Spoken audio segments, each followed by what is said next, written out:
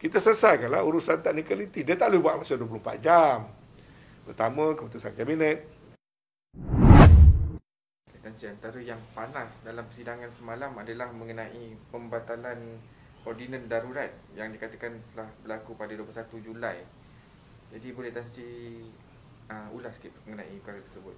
Ya, pertama sekali perkara ini telah pun ditetapkan oleh speaker, akan dibuat penjelasan secara resmi atau dijawab secara resmi pada hari Isnin. Speaker telah menetapkan demikian. Tapi sebagai seorang ahli parlimen, saya merasakan banyak sekali di luar sana mereka-mereka yang tidak memahami perkara-perkara yang basic menyebabkan timbul polemik-polemik yang sepatutnya tidak timbul, terutama di kalangan mereka-mereka yang bergelar ahli yang berhormat ataupun mereka-mereka yang terlibat secara langsung dalam politik. Tapi bila saya baca banyak sekali posting, termasuk pemimpin-pemimpin yang agak kanan sifatnya dalam politik, tetapi mempunyai tahap kefahaman yang kadang-kadang membimbangkan juga kita sebab dia boleh mempengaruhi orang lain. Misalnya banyak yang menyatakan semalam bahawasanya darurat telah dibatalkan. Kenapa tak diberitahu? Kenapa tak diisytihar? Kenapa tidak pergi dulu kepada Yang di-Pertuan Agong? Pertama sekali, darurat tidak dibatalkan.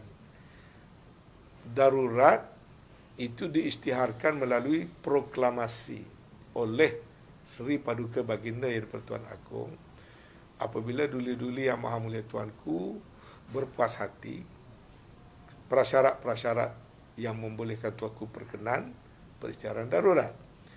Jadi apa yang telah dilakukan? Satu proklamasi darurat telah dilakukan pada bila? 11 hari bulan Mac pada tahun 2021. Ya. Dan proklamasi yang dibuat pada 11 hari bulan Mac itu pada kali ini merupakan proklamasi bertarikh. Maknanya bukan proklamasi tanpa tarikh hujung. Dalam proklamasi itu dikatakan negara diletakkan di bawah perintah darurat sekian dan akan berkuat kuasa sehingga 1 hari bulan 8. Maka sehingga ke hari ini proklamasi itu masih berkuat kuasa. Kita masih berada dalam bawah perintah darurat. Sehingga bila?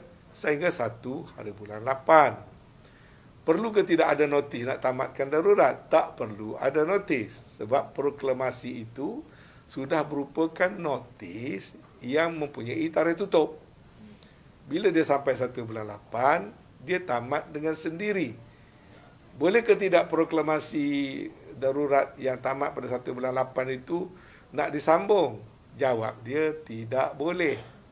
Proklamasi itu laku hanya untuk tempoh sehingga 1 bulan 8 dan kekal laku selagi tak sampai 1 hari bulan 8. Ya, itu banyak yang orang tak faham.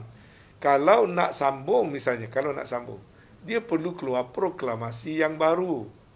Ya, jadi kerajaan buat ketetapan setelah mengambil kira semua keadaan, semua pandangan. Pertama, kerajaan maklumkan dalam parlimen, kerajaan tidak berhasrat menasihatkan Yang di-Pertuan Agong untuk nak buat proklamasi baru. Maka apa maknanya? Maknanya sampai 1 hari bulan 8, proklamasi itu tamat. Tak perlu isytihar, tak perlu umum, kerana sifatnya begitu. Proklamasi yang mempunyai tarikh terakhir dan terbatal dengan sendiri selepas daripada 1 hari bulan 8. Satu lagi itu yang orang keliru tu, orang kata ordinan darurat. Orang confuse antara proklamasi darurat dengan ordinan darurat. Apa dia ordinan darurat? Undang-undang yang dibuat dalam tempoh proklamasi darurat berjalan dipanggil ordinan darurat. Proklamasi 11 hari bulan 3. Ordinan yang pertama dibuat di bawah proklamasi itu pada 14 hari bulan 3, 3 hari kemudian. Ya. Dan lepas tu ada beberapa siri, beberapa undang-undang yang diwujudkan di bawah perintah darurat dipanggil ordinan atau dipanggil ordinan darurat. Jadi oleh kerana kita dah buat keputusan untuk tidak menasihatkan Yang di-Pertuan Agong sambung darurat, maka ordinan-ordinan yang ada itu kerajaan buat keputusan untuk tidak lagi dipakai. Itu yang dikatakan revoke. Okey.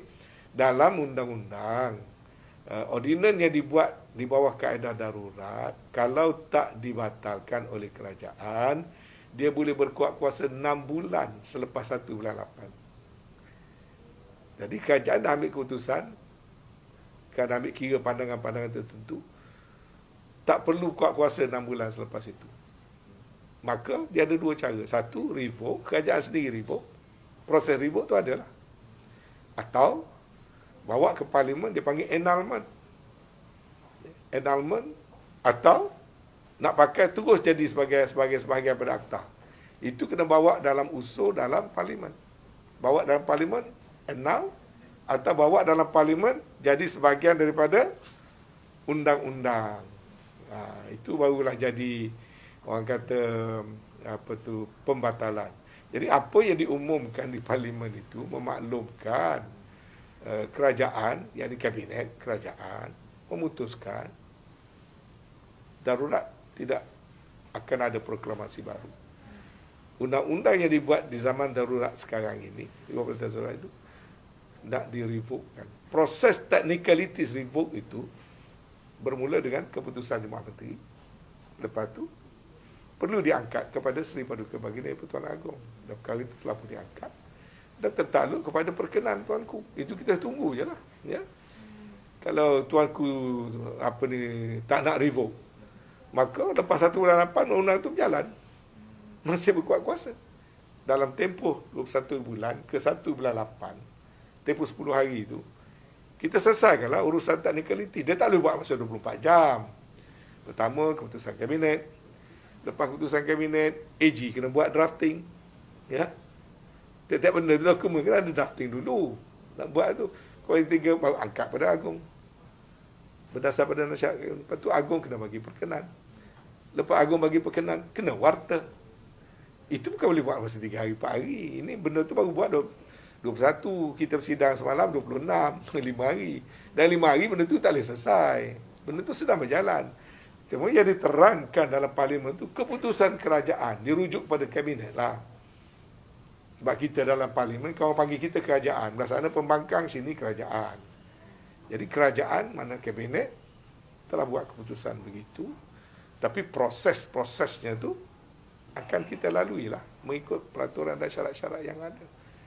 Jadi perincian ini akan dibuat penjelasan oleh menteri yang bertanggungjawab. Saya sebut tu dari segi layman punya kefahaman. Jadi kalau orang faham apa beza proklamasi dengan apa beza dengan ordinan, proklamasi tamat macam mana, ordinan itu boleh ditamatkan macam mana. Kalau orang faham itu, dia tak ada kacau bilau. Ya, tapi kan tak faham proklamasi itu apa, ordinan itu apa. Tamat proklamasi macam mana?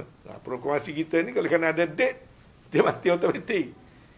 Ordinan ada 2. Boleh revoke oleh kerajaan, boleh buat annulment oleh parlimen. Ni dah kerajaan yang decide nak revoke, maka kita buat revoke cara kerajaan, buat revocation. Ya, jadi kalau faham itu, tak ada masalah. Kerajaan mesti buat kerja mengikut peraturan yang betul. Tapi malangnya sesetengah ada ahli-ahli yang berhormat yang tidak memahami perkara itu. Dan kita akan berikan penjelasan.